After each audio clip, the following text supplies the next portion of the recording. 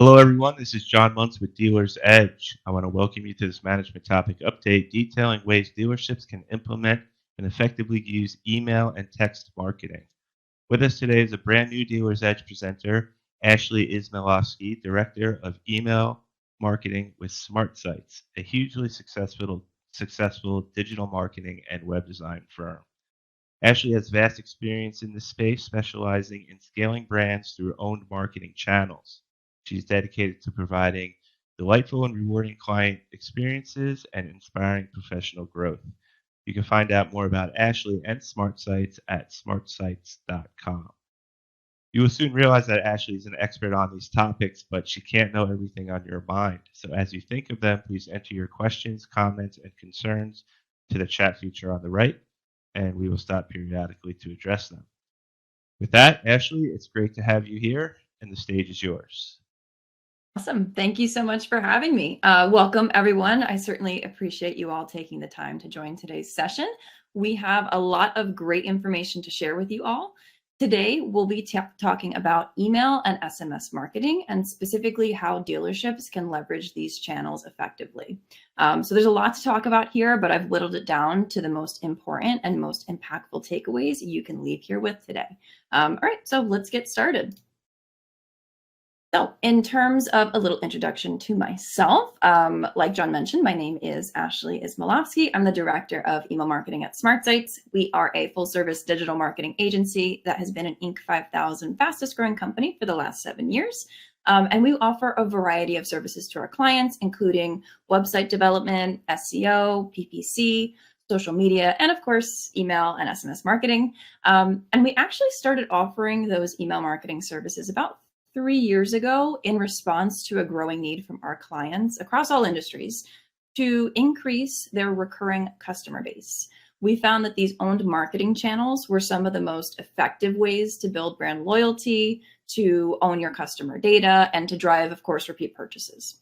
So as you can see from the agenda that I have here on the screen, I'm going to be focusing on the core components of what makes email and SMS most successful for brands that we manage.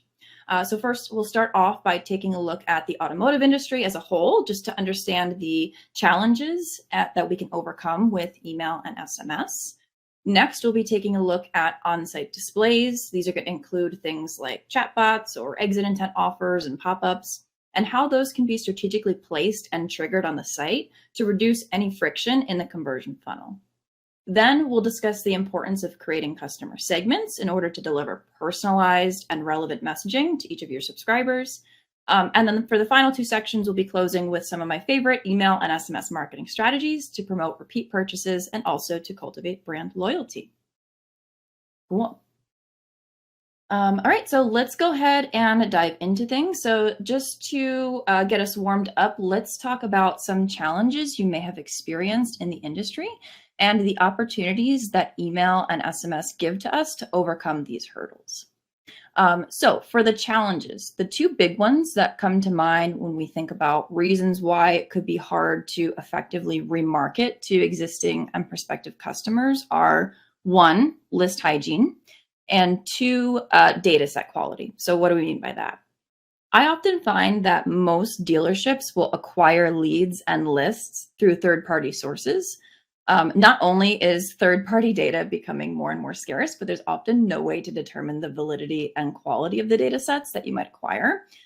There's also a lot of inconsistencies when it comes to data organization and how that data is scrubbed and updated.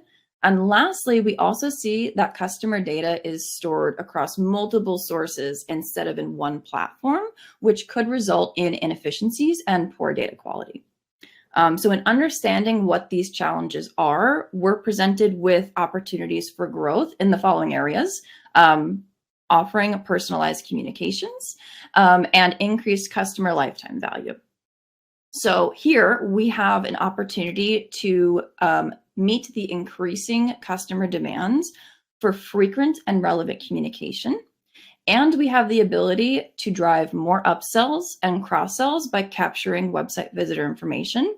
And lastly, of course, we have the opportunity to more effectively leverage your customer data in a centralized platform where your competitors may not be doing so. So why email and SMS? How do they work to address these points? First and foremost, owned marketing channels like these help to future-proof your marketing strategies, and they do this by collecting data directly from your customers and prospects. This completely eliminates the need to rely on third-party data sources, which, like we talked about, will become more and more scarce as time goes on. They also help to build a sense of trust and loyalty that will make customers feel more confident in their buying decisions. Email and SMS have also been proven to be some of the most cost-effective marketing channels, even compared to search and display and social. And of course, these channels allow you to become more efficient by automating the process of reaching out to your customers at key points along the buying journey. So just to help further illustrate this a little bit, I have a chart here. And what this graphic helps us to do, understand the key points of that customer life cycle. I'm sorry, Ashley. Yes. One quick question. When we're talking SMS, is that the same as text messaging? Good question. Yes, it is. So SMS, when we refer to that as a marketing channel, is going to be the text messages that you're able to send to your subscribers on that particular channel. Okay. Just that could also include, by the way, fun fact, MMS, which would be a text with a photo attached. Okay. Thank you. Cool. Good question. Awesome. So yes, so email and SMS partner together to address all of these customer lifecycle points. With traditional marketing strategies, these will start and stop with that first conversion action, be it a purchase or filling out a form or whatever it is. In that process, a new lead is acquired, the customer's won, and then we all pat ourselves on the back and say, job well done. Well, what is actually happening here is that brands are leaving money on the table by not considering that post-purchase experience for the customer. So email and SMS do a fantastic job of extending the marketing efforts past the first sale and work to increase customer lifetime value in order to turn those first-time purchasers into loyal customers and brand advocates. So we're going to explore a little bit on how to do that.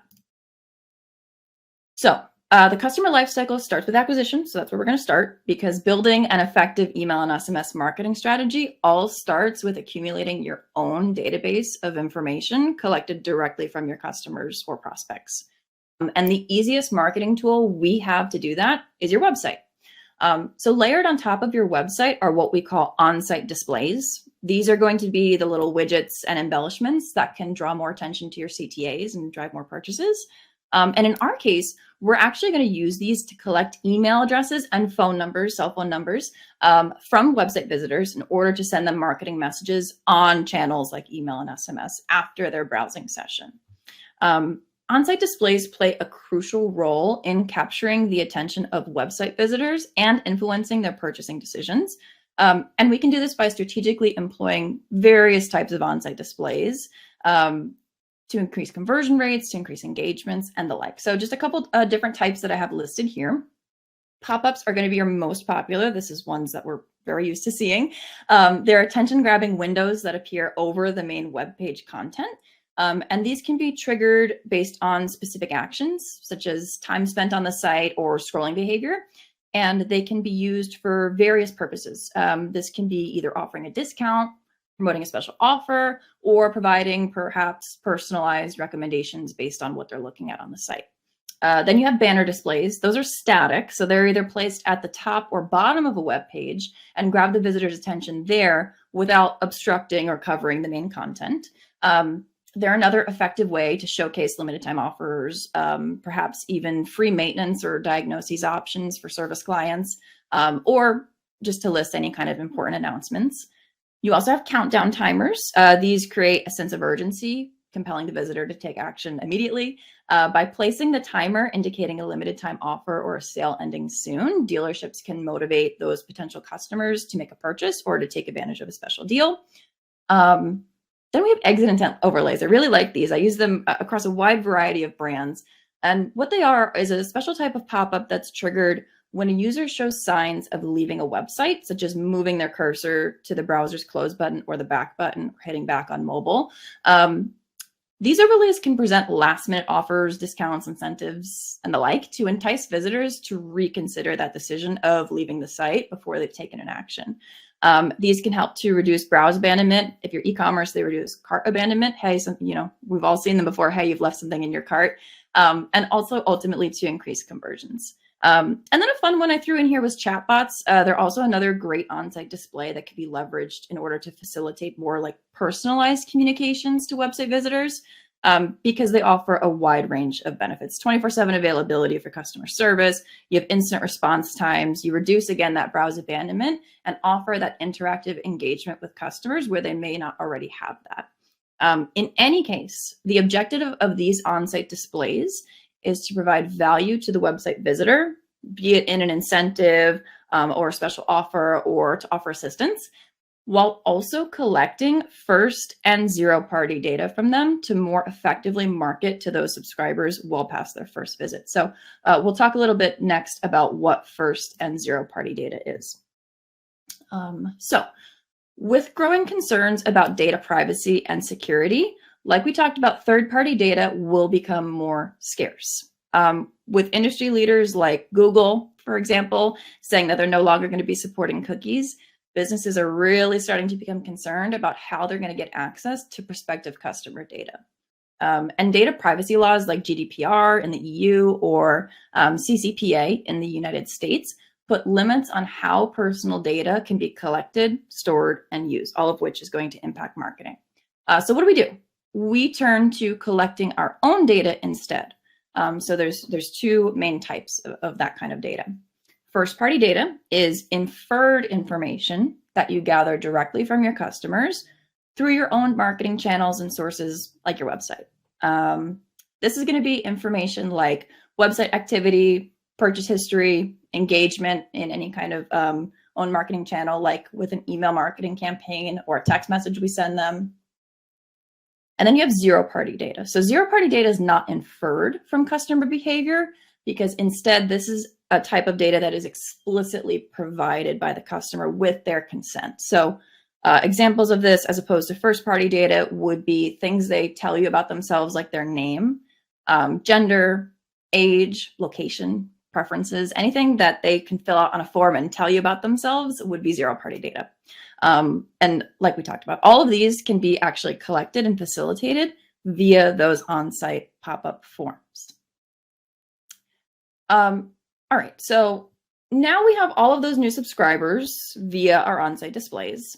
We've collected various data points about them. How can we best leverage it to improve our marketing strategies? We use it to create customer segments.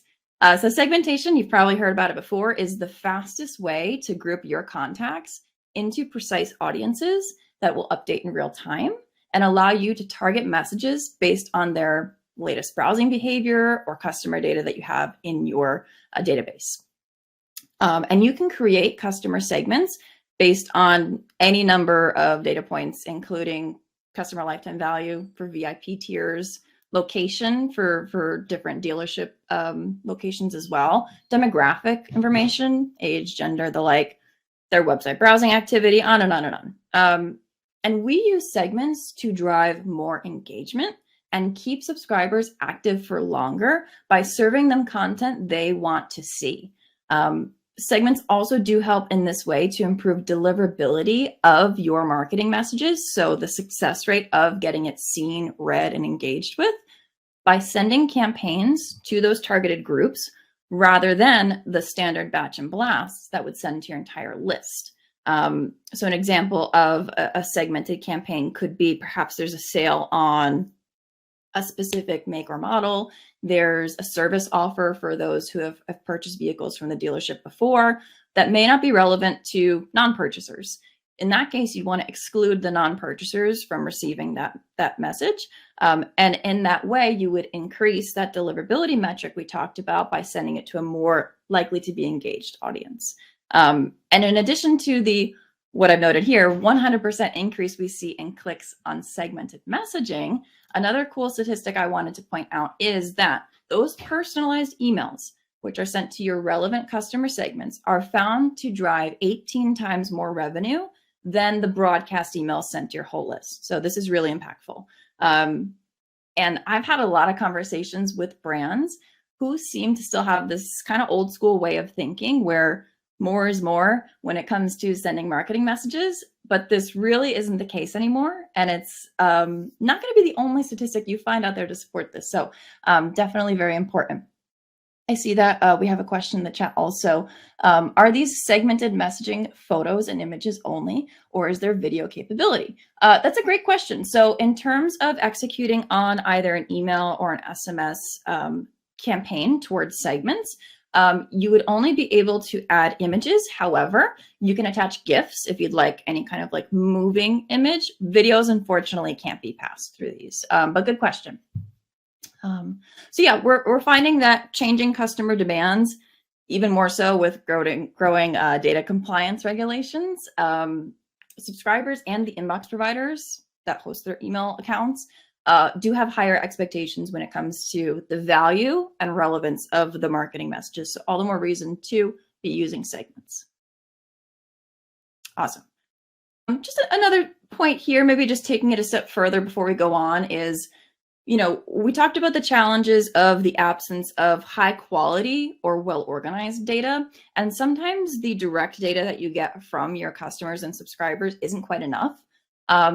So what these subscriber databases offer dealerships is not only that centralized location of customer data, but many of these can actually execute on messages and segmentation based on predictive analytics.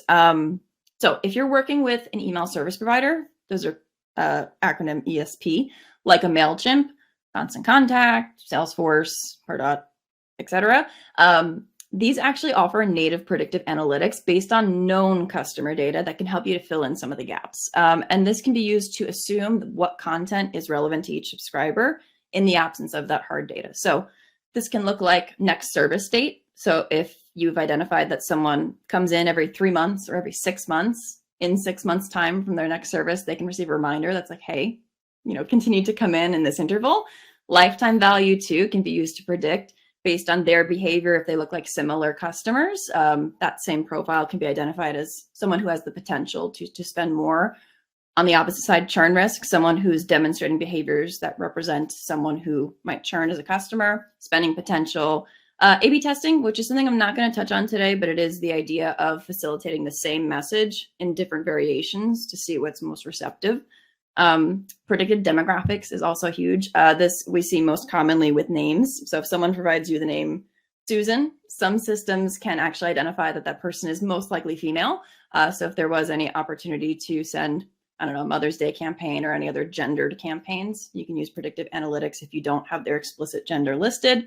And then, of course, sales or service recommendations, obviously, if they've purchased a particular make model or have engaged in certain service and maintenance options, you can drive them towards the relevant upsell and cross-sell opportunities. So combined with what you already know about your subscribers, this sets you up for a lot of success when it comes to sending those personalized messages through either email campaigns or those text messages. Ashley, excuse me. Yeah. Just as I'm thinking about segmentation, in an auto dealership, my mind gets kind of overwhelmed because I feel like there's a million different segments you could create. How does the dealer know, what segments are important and what segments to ignore? That's a great question, and certainly relevant not only in auto, but across all industries, because there really is an unlimited number of types of segments and combination of different definitions that you can assign to create those segments. So what I usually like to tell brands is to start based on the most simple data points that you have access to. If you're working with a completely new list of subscribers, so you've never had email opt-ins before, you either don't have access to a client list, a customer list rather, or don't want to use third-party data, which you shouldn't, but if you are, so be it. I like to always start with those engaged segments first. So for new subscribers, someone who has been subscribed but perhaps not engaged in emails. On the flip side, someone who has been engaged in email and subscribed, because that'll tell you a lot about the frequency of communication that they're expecting from the dealership. On the flip side, if you do have customer data to work with, you're going to want to start from that basic demographic information outwards. So location is a big one, preferences, past purchase history, service history, etc. Assigning all of those different segmentations will allow you to serve more relevant content for customers that you already have that profile of. So answer's twofold. If you don't have the data, work with engagement. If you do have the data, I would build from demographics out. Okay, thank you. Cool, good question. So moving on forward, so we won the subscriber, we've collected the data, we've organized it in a platform. Now it's time to execute on that strategy. So when we talk about driving repeat purchases, email and text marketing should be at the top of your list when it comes to owned marketing channels. And I've said the word owned a couple of times, and I realized maybe I should define that. Owned marketing channels are those that your brand completely facilitates the messaging on. So those are primarily anything like email, SMS. Social is a good one as well, where you drive the messaging that reaches the subscriber, and there's really nothing else that's going on there. It's just a transaction between one endpoint to another.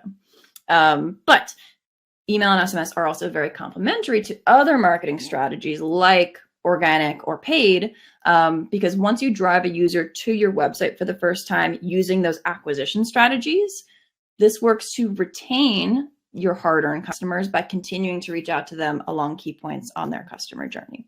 And the best way we have to do that is through automated sequences. We sometimes call them flows, but I'll call them sequences, so it applies to more messaging. So you might already be familiar with, let's say, a welcome email that you get for signing up. Hey, new subscriber, welcome to the list. Here's your 10% off, yada, yada. Or maybe like we talked about, those pesky abandoned cart emails that you might get from your favorite e-commerce brand when you've left something in your cart.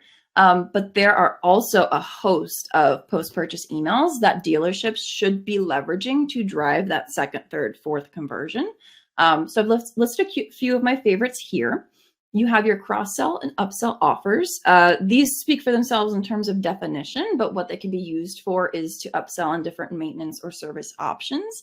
This could also be used to make referrals, although you can have a separate sequence for referrals. Sending a thank you message is a really simple way to show your appreciation and also check in after the sale to ensure customer satisfaction. Review requests are huge. This can not only improve your online reputation, but can give you reviews that you can use to build social proof on future marketing campaigns by featuring satisfied customers. Service reminders, those are going to be your transactional messages that are reminders of upcoming appointments, reminders to schedule a new appointment or to promote any kind of maintenance services. And then, like we talked about, exclusive referral and VIP program incentives. Because of how high the cost of acquiring a new customer is, really important to use your existing database and get the most value out of it that you can, while also providing value to that customer. So you can incentivize referrals through different promotional offers and also build brand loyalty by rewarding your top customers. So that's going to be a really big opportunity to continue to build value past purchase number one.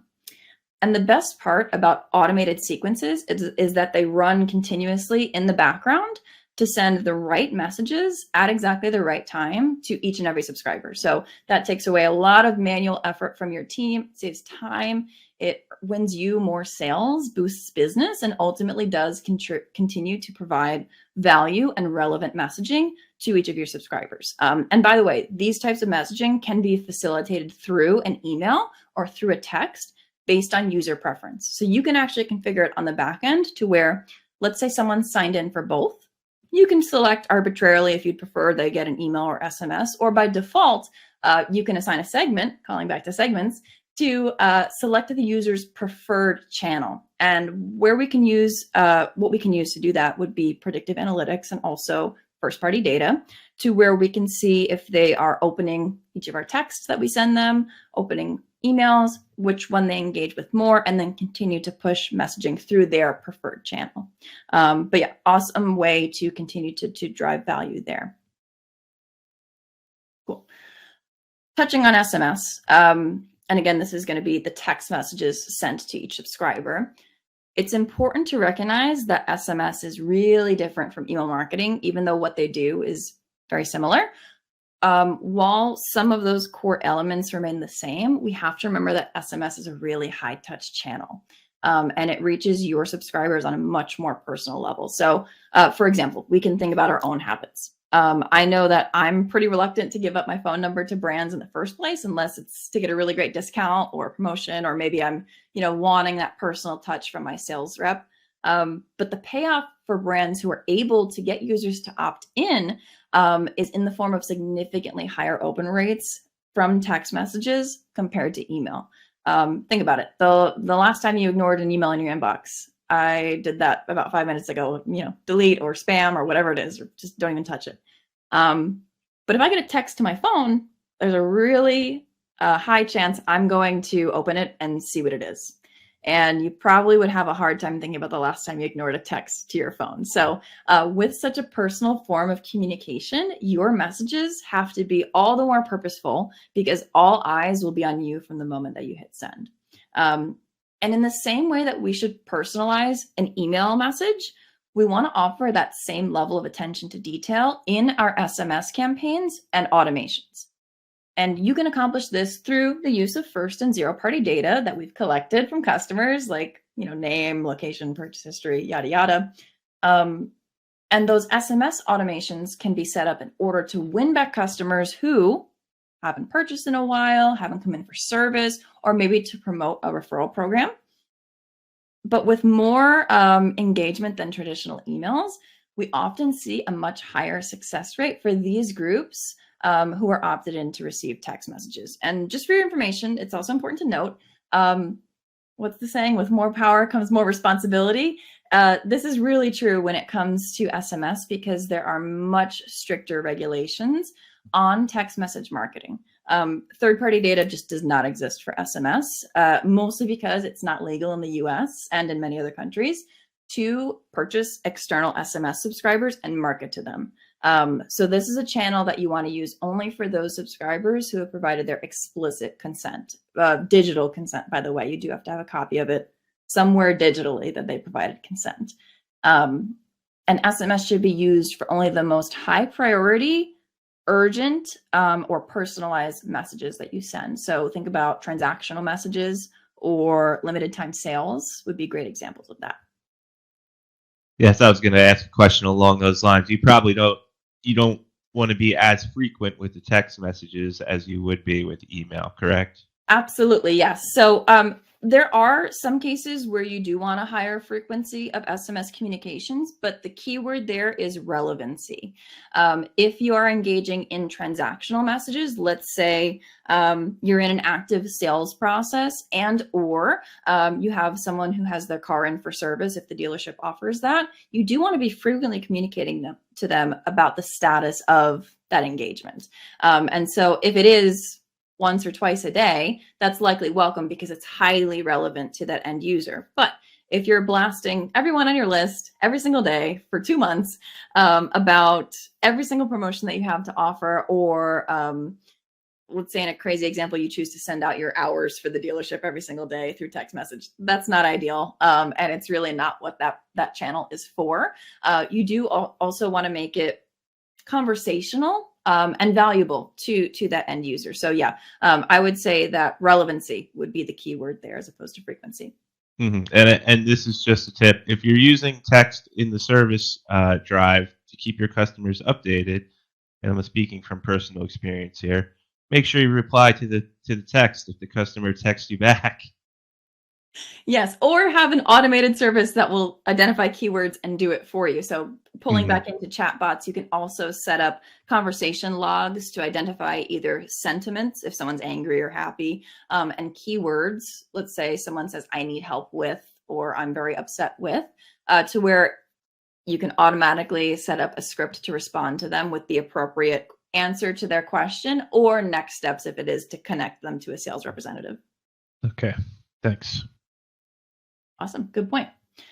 Cool. So let's talk about pulling this all together and how to make email and SMS work for dealerships. So we're going to take all these concepts that we just spent some time talking about. And if you take nothing else away from this session, make it these, I think there's 10 here, 10 things. Number one, do try where possible only to send marketing messages to those opted in subscribers That's going to be where you have the most value, the most return. When you do purchase third-party lists, it's really difficult to identify that validity and value and quality of that data. So where possible, try and work with your own data. In speaking with your own data, speaking about your own data, try to keep it clean, hygienic. We talk about list hygiene. The way that you do that is to regularly sift through subscribers. You can create segments to do this, to identify anybody who's disengaged, who signed up and never, ever, ever opened an email or a text, or who's maybe a spam address that has a high bounce rate or something to that effect, and clean them off of your list to keep it in good health. And you do want to, where possible, again, rely on one main customer data platform. If not possible, try and integrate those different sources so that your data at the very least remains consistent across the board. Of course, utilize sign-up forms, those on-site displays, to collect new subscribers, or just to intercept a user based on different website activity, whether they're navigating away from the site, whether they've paused for quite a while and maybe need some help, or just to offer a friendly reminder about an upcoming sale or promotion. You want to segment your list to deliver relevant and personalized messages. So we talked about a few examples here, whether it be location-based, engagement-based if you don't have an existing list, or based on different demographic information if you do have a customer list accessible. And then a few more like hard examples here. If you don't already and you're doing email and SMS marketing, please do set up a welcome series. You do want to welcome new subscribers, confirm their subscription. You can enable double opt-in, which is the method of after a user clicks, yes, I want to subscribe, they get a subsequent message that says to confirm their subscription.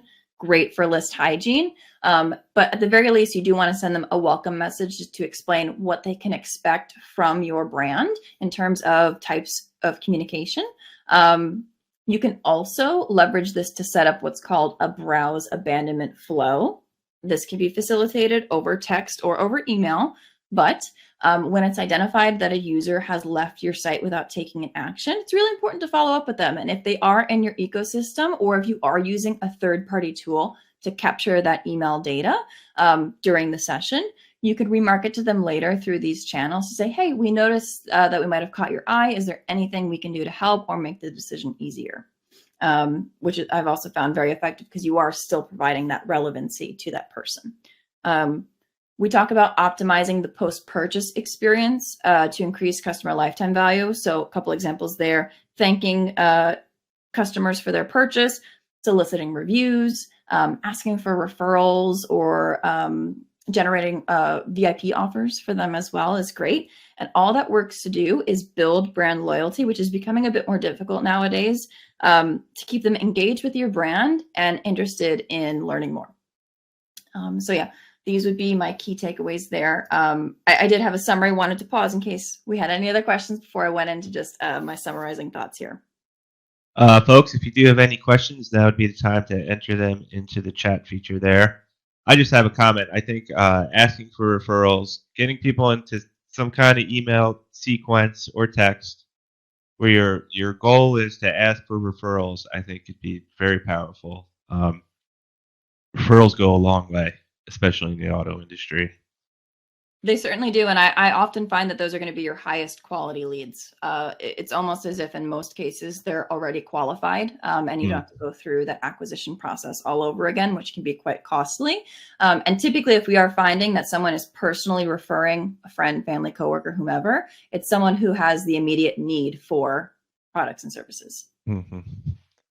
And I had another thought. When you're creating email messages, is it best to stay on one topic, or is it better to offer them a few different things within the body of the email? That's a great question. And the answer is that it depends. And in most cases, you do want to have one main call to action and announcement. And that answer is the only answer for SMS, by the way. You only want to have one main call to action in text. But for email, because it is a longer content form, it does provide the opportunity for subsequent sub-CTAs or sub-offers to be included as well. Although as a general rule of thumb, what I like to share is that in the first fold, or 1/3 of the email, which will be really the first thing that you see if you're opening it on a mobile device, You want it to completely be filled with that main call to action so that the user doesn't have to scroll to view more. And we find that that's most highly engaging. But why I say the answer depends is use your data, your click maps, your engagement data to determine what your lists and segments are most receptive to. I find with some brands, customers and recipients actually do want to receive longer form content pieces, which are explaining the value of different offers, or really just giving them a comprehensive list of everything that's been going on, while others find a lot more success in those shorter form content pieces. So definitely test it out. As a general rule of thumb, make the main CTA the top one, include it in the 1/3 of the email. And if you choose to use the bottom part of that email for other subsequent offers, monitor the clicks and see if you do have relevant engagement there. Okay, and here's a question here from John. Is there a better time of day to send marketing messages? Great question. If I had the answer to this, I would be a very wealthy woman. And it is not 11 a.m. on Tuesdays like Google will tell you. The answer again is it really does depend on your data. And I see that there's a follow-up question about for a weekend sale, is the best day Wednesday, Thursday, Friday? So to answer the first part of the question, generally you do want to address recipients during times when they're most likely to have accessibility and time to review their email. Think about lunch breaks. Think about first thing in the morning. I'm always opening my email first thing after I wake up. Making that top of inbox for them should secure some pretty good email placement and visibility.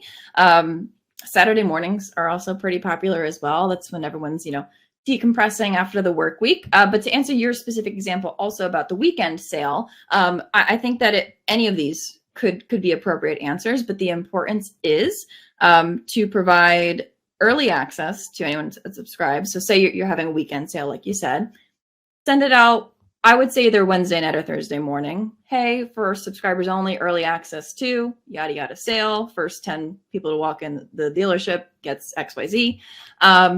But then be consistent with your messaging throughout the rest of the week as reminders. So if you do send out an early email Wednesday or Thursday, hit them again Friday or Saturday morning as a reminder. And then again, let your data be your guide. If you find that approach is too conservative or perhaps the frequency is too much, you can adjust as needed based on the engagement levels that you see come in.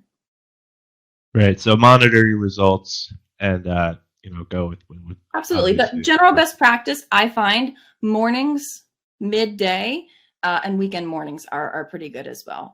You do have a certain number of users who will check after work, but usually that's for commuting time. So right before dinner is sometimes another sweet spot too. Okay. And I'm not sure you know the answer to this, but this just popped into my head. Do more people read email on their phones or on a computer? Phones, 100%. We are seeing well over 80%, in some cases over 90% of recipients who are viewing on a mobile device. So you do always want to make sure that when designing emails, you think about a responsive design, meaning that it's viewable on small and large screens. And also don't forget about dark mode. That's a fun thing that I think most people do have dark mode enabled on their phone. I do. And so you want to be making sure that when you use graphics in emails, that they either have a transparent background or one that's not stark white, because when a user is using dark mode on their phone, as is most cases, they'll have a different experience. So yeah, definitely heavy on the mobile. Okay, good tip. Okay, I don't see any other questions here, so I think we can go into the key takeaways. Okay, awesome. So just to call back to the key points that we had at the top of the session, remember there's a lot of opportunities for dealerships when it comes to leveraging email and SMS, because not a lot of people in the space are doing it well. When done right, leveraging owned marketing channels can drive repeat business, can cultivate brand loyalty, and can ultimately give you more and better customer data that can be synergized across all marketing channels. So just as a summary to the main points, email and SMS are a perfect match for dealerships. You can win subscribers on their first visit by interacting with them through those on-site displays and pop-ups. Email and SMS also allows you to take ownership of your customer data, give you somewhere to house all of that first and zero-party data that you went to the trouble of collecting. And then via email, you can drive repeat purchases. You can automate the post-purchase experience. And you can also leverage SMS to cultivate that brand loyalty through targeted messages that meet each of their specific needs. Awesome. That is all I had for today. I'll again pause in case there's any more questions in the chat, but appreciate everyone's time. Thank you very much, Ashley. Very, very good information, and a lot of stuff that we can take action on right away, which is the kind of stuff we like. If there are no further questions, which I don't see any here, I think we can wrap it up. I want to thank everyone in the audience for joining us today, and I especially want to thank Ashley Ismailowski for putting this workshop together for us. Thank you, Ashley. Thanks, everyone. And with that, this is going to be John Muntz for Dealer's Edge signing off for today.